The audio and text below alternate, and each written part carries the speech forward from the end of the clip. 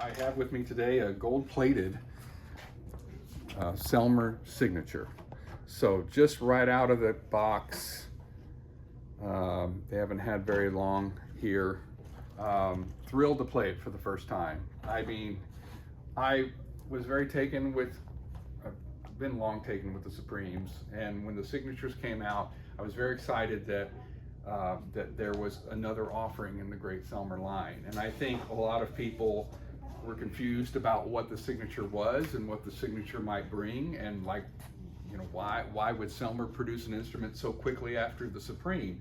And quite frankly, it's simply that they're constantly retooling and updating, and it's a chance to bring older iterations back into the line in an updated fashion. So what's amazing about this horn is it plays incredibly well right out of the case. It obviously, is a gold-plated instrument. There's some very special qualities to that, but really, in terms of the setup and the sound and the ease, it really can't be beat. And it offers an amazing pairing alongside the Supreme, and I think offers different things for different people, and maybe that's where the confusion often is. With the Supreme, and that's what I play, and this is actually my horn here, this is my gold-plated Supreme.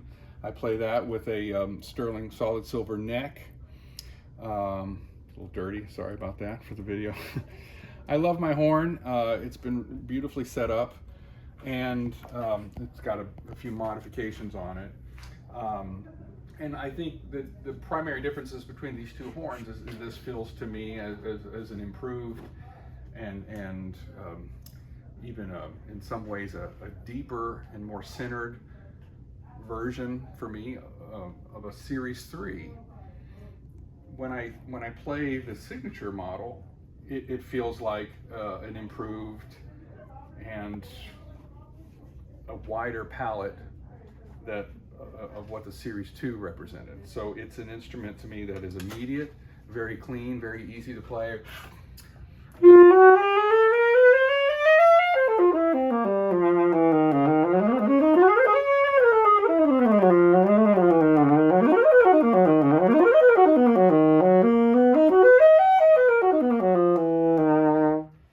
And I think I was very taken with the first notes right out of the box.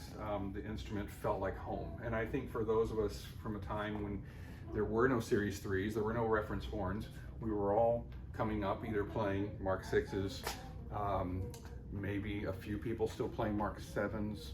There were plenty of people still playing maybe the Series 1, but for most people, if they weren't playing other brands in the Selmer line, they were playing Series 2s.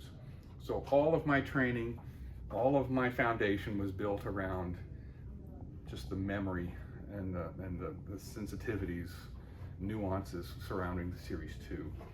So for those of us that were brought up on that instrument, there's something very, very nostalgic about playing the Signature. It feels like home. It has that kind of immediacy. So the sound profile itself matches a little bit more like the Series 2. And the Supreme, just by comparison, and you might even be able to hear it in the video,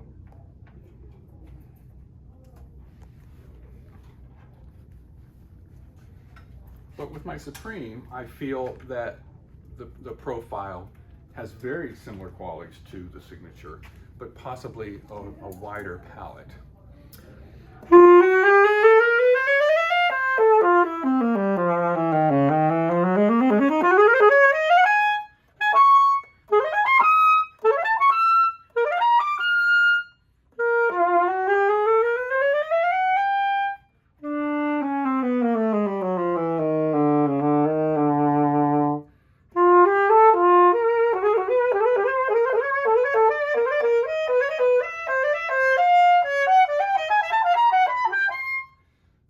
There's something obviously very familiar with that for me, because I've now devoted my life to playing this instrument the last few years.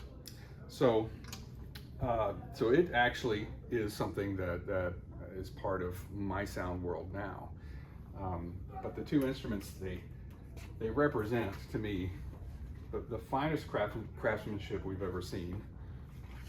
And they represent for me just two instruments that make it a hard decision about which one to play. So I hope you have a chance to try these instruments. I think you'll find something very special about either one, and something will speak to you.